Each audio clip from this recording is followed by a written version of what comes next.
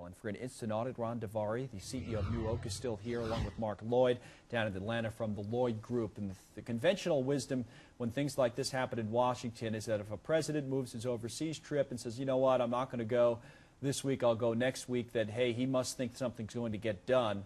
Either that or he really has some work to do to get the votes. Which do you think it is there, Mark? I think this is either the biggest smokescreen or they are close to getting the votes. And I'm nervous about that just for the fact that I don't think this legislation is the right legislation. All right, let's talk about that a little bit. Mark, let me get your view on that first in terms of merits. It's not the right legislation. For what reason specifically? What don't you like about the current plan that's being bandied about? Well, I think it needs to be hand in hand with the insurance industry. I think that the president and his cabinet has gone about this alone and hasn't taken the advice, even from the other side of the aisle, and definitely the insurance industry. Because if you take a look at Massachusetts and where they have some type of health care reform, the premiums are skyrocketing there, and you can go out on the beat and in Ohio and all these other states and say, hey, prices our rates are going up and people can't afford it, and there's pre-existing conditions aren't being covered. Bottom line is that could happen even if they pass this. There's nothing guaranteeing that's not going to happen. The more legislation you have muddying up the waters, the premiums are going to go up. Look at California, for example. A lot of state regulations. And it's not helped the insurance industry over there. So, there has to be a bipartisan sit down with the insurance companies. How do we make this work? And right now, because of the votes and because of the midterm election, they're sitting there just trying to ram it through. Well, and that's the politics of it. A bill that's already passed. It has, in fairness, passed already in the Senate, so that the changes that are going to be made as we've talked about ad nauseum now, Ron, by this point, using this reconciliation process, which allows the Democrats to do it with 51 votes as opposed to the 60 votes to override a filibuster. So your take is what? Because you're looking at this saying, is it going to get done? What's it going to look like? How does it affect the landscape, the economy, and my investments and what have you? Absolutely. How's it going to play out?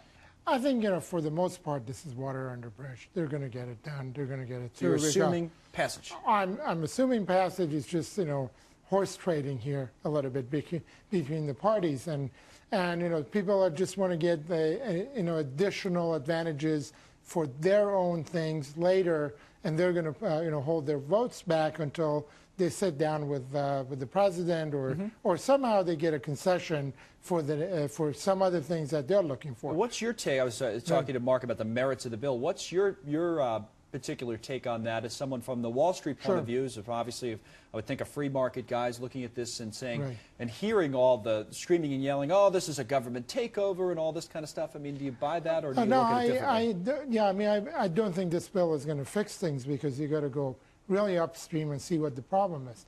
The problem is, I think, the end user has to be a lot more educated in terms of how they use the system. This bill does not have anything as regard to educating the end user. What do you mean by that, by the way? Well, if the patient, you can go to a doctor and they can put you through the system and use you as a cash machine. Right.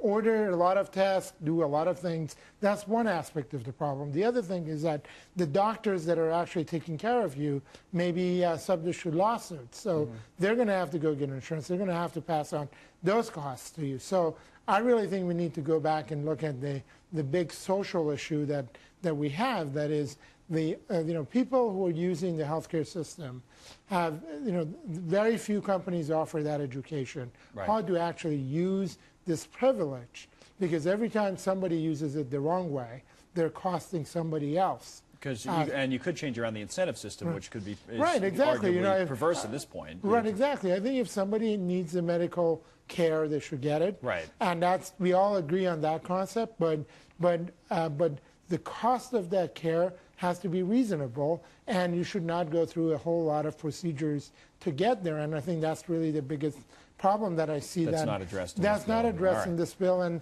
I'm not sure exactly whether the Congress would ever get there. Fair enough, Ron and Mark. Not exactly a vote of confidence from either one of you, but we appreciate the points of view as we move on to talk a little bit about. RUNAWAY of NewOak Capital is back with us. Mark Lloyd of the Lloyd Group is also joining us this morning.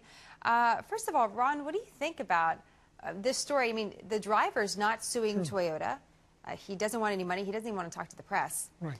So do you think it was a mistake? I mean, what do you make of these findings? I think sometimes some of these mechanical problems that are not exactly recreatable. Yeah. So the systems have gotten very complex. You know, it's we used to have a little bit of electronics and a lot of mechanical system. Now we've got you know, a little bit of mechanical system and a lot of electronics. And electronics have a mind of their own.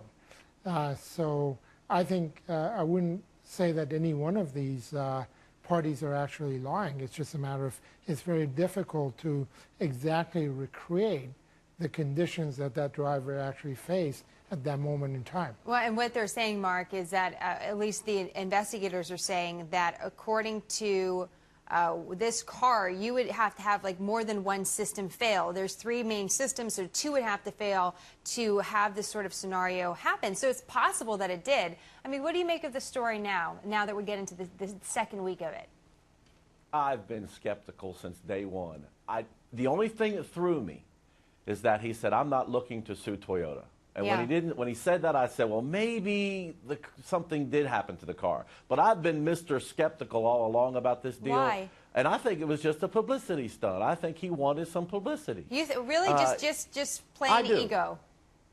I think so. I think so. You know, and what's happened is every time I turn the TV or the radio on now, I'm hearing more Toyota stories. I heard one where a runaway Toyota backed into a house on Friday, and I'm ready for, you know, the headlines to be, you know, Toyota Prius has a flat tire on I-75, news at 11. You know, it's just getting out of hand.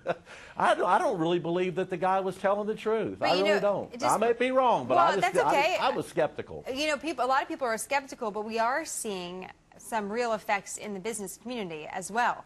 And again, this is just a report we're hearing from Reuters about Toyota pulling back on the production of its very popular Prius model. But interesting that one of the GM execs, and I can't remember which one it was right now off the top of my head, said yesterday that late last week, that that really the whole industry is suffering because of this, because just skepticism overall is not good for a product like the car that you're driving. Mark, absolutely. Your thoughts? Yeah, absolutely. You know, and that's the short-term effects of something like this. You know, the news cycle will change to something else, and things will get back to normal. You know, I thought it was very interesting what GM is doing right now, advertising. You know, if you're a Toyota or a Lexus owner, we're going to give you special incentives and special deals. I think that's great. You know, take advantage of it. That's what the free market's all about. Quick final thoughts, Ron? Sure, I think that was Tiger's car, by the way, that backed into. He can't blame that on a malfunction. There may have been something else, but I think my personal feeling is that if you actually were Japanese, you would think that this is all manufactured to essentially because Toyota has been very successful.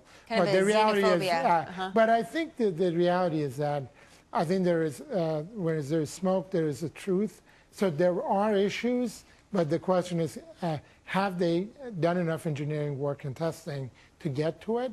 And they will get to it, and I think that the systems have gotten far more complex than the average mechanics on the street can actually handle. Yeah. And that's really the heart of the issue. Well, and then we have to really simplify the systems back. Well, it's interesting. TJ on our board was asking about these electronic and technical issues, and a professor from UCLA said late last week that, you know, if we all had manual transmissions still, you wouldn't have this problem, because if you stepped on the wrong pedal, then you would know. Then your car wouldn't work, and that solves an issue, doesn't it? Interesting. That's exactly right. Ron, Mark, thank you very much. Although a few of us, especially those of us who grew up in San Francisco, which was quite hilly, a manual transmission was difficult at times. That's all I'm saying. I still can't handle it. It's still tough. It's still tough. But you look at that, just like you see the technology advancing, and there's other issues you have to think about. Moving on to different...